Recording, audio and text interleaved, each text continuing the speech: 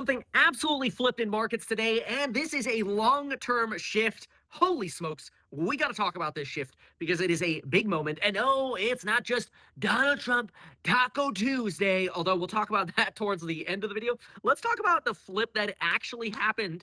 And what's really incredible is if you're a course member, look at the medium-term thesis that I wrote out today. Absolutely nailed it. Nobody nails it like Negan around here.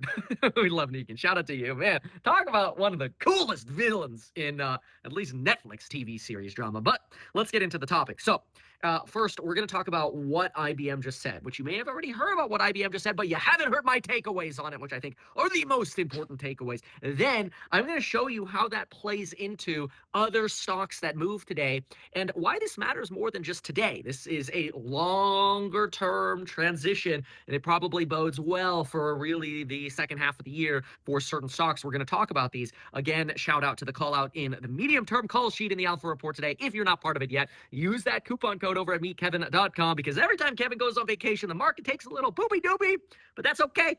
We can make it back and we can make it through this together. Okay, and then towards the end of the video, I'll have a little bonus about a real red flag that has to do with Donald Trump, Donnie T. Oh, fun.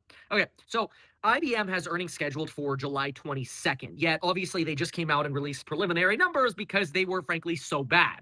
And the SEC says when you know your numbers are about to be really bad, like, oh, I don't know, you're about to go bankrupt and you're hiring a restructuring advisor, you kind of need to let people know. Of course, that's just a reference to Lucid Motors, which is really a topic for a different video. So IBM realized that their numbers were going to suck. So they felt so bad, they basically, and were legally obligated to, they pre-released their earnings numbers.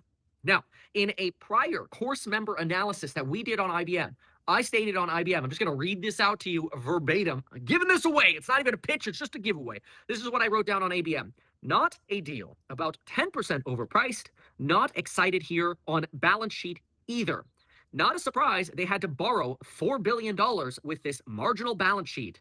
They have $26 billion in current assets, cash and receivables specifically, including their receivables, which is important because, I think a lot of companies are purposely trying to kick the can down the road on receivables payments, like payments that they need to make for IBM's receivables, which means IBM gets their cash flow a little later. That's great. And they have $23 billion in short-term debt. Ooh, not great, which is basically all of their liquid capital. And then on top of draining all their liquid capital, bro, they got $57.7 billion in long-term debt, plus another 18.7 with half of that being retirement obligations. Ooh, they're starting to sound like UPS. Yeah, United Parcel Service, which is down 46% over the last 5 years. So if you invested in UPS post-COVID because you're like, oh, everybody's going to buy more Amazon, down 46%. That's down almost half on your money, and UPS is drowning in pension obligations. Just look at their balance sheet. It's pretty bad. But anyway, to me, I wrote down that this was really a prove me stock. It wasn't a stock I was ready to jump on. I wanted to see more earnings, basically. That's what they call it. That's what a prove me stock is. I actually feel the same about ServiceNow. I know a lot of people are excited about ServiceNow. I see the comments. I'm not trying to bag on ServiceNow. I'm just saying I've done a lot of analysis on them. They're not my favorite. They're down 5.7% today. I think there's a reason for that. Part of it has to do with the IBM news. Hit a lot of software today. But I think ServiceNow is getting hit a little harder, personally, rightfully so. They are also a prove me story. Maybe they will prove us wrong. But I think their PP is a little softer than some other choices out there. And I don't know about you, but I don't like soft PP. Okay, so what happened with IBM, though? So IBM's letter comes out. And they basically tell us that their revenue is only going to be up 1%. Okay, cool. Everybody can read the letter, Kevin, but what does that actually mean in context? Well, in context, you have to remember that their prior growth rate was substantially higher than this.